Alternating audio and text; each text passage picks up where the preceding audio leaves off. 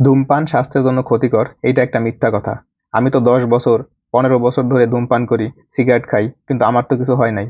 তাহলে বই খাতা ইভেন সিগারেটের প্যাকেটেও যে লেখা থাকে ধূমপান স্বাস্থ্যের জন্য ক্ষতিকর, এই কথাগুলো কি ভুল?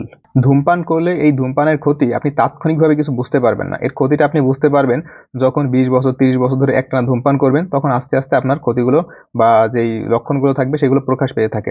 ধূমপানের ফলে আমাদের যে ক্ষতিগুলো হয় সেগুলো খুবই ধীরে ধীরে হয়, এই জন্য এই লক্ষণগুলো প্রকাশ পেতেও একটু টাইম লাগে। ধূমপানের ফলে heart attack, stroke, blood pressure, তারপরে লাং ক্যান্সার সহ যত ধরনের কার্ডিওভাস্কুলার ডিজিজ আছে এই সব ডিজিজ হওয়ার ঝুঁকি বহুগুণে বেড়ে যায়। ধূমপান করলে কি ক্যান্সার হয়? যারা ধূমপান করে তারা বলে আমি তো কোনোদিন কাউকে দেখি নাই যে ধূমপানের কারণে তাদের ক্যান্সার হয়েছে। আসলে ক্যান্সার একটা মাল্টিফ্যাক্টরিয়াল ডিজিজ, অর্থাৎ ক্যান্সার হতে হলে অনেকগুলো ফ্যাক্টরের একটা কম্বিনেশন থাকতে হয়।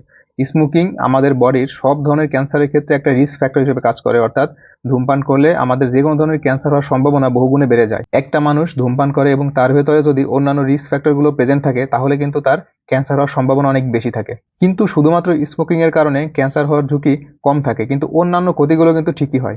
এটা হচ্ছে ব্যাটে বলে টাইমিং করার মতো, অর্থাৎ ব্যাটে বলে যদি টাইমিং করে যায় তাহলে যেমন 6 হয়, তেমনি স্মোকিং করলে এবং সেই সাথে যদি অন্যান্য ফ্যাক্টরগুলো উপস্থিত থাকে তাহলে ক্যান্সার হতে পারে। তাই যাদের বয়স কম, ইয়াং, যুবক, সিগারেট খান, স্মোকিং করেন এবং ভাবতেছেন আমার তো কোনো ক্ষতি হচ্ছে না, তারা এখন কোনো ক্ষতি বুঝতে না পারলেও যখন আপনি বৃদ্ধ হয়ে যাবেন, আপনার বয়স 50 বছর 60 বছর হয়ে যাবে, তখন আসলে এর ক্ষতিটা বুঝতে পারবেন।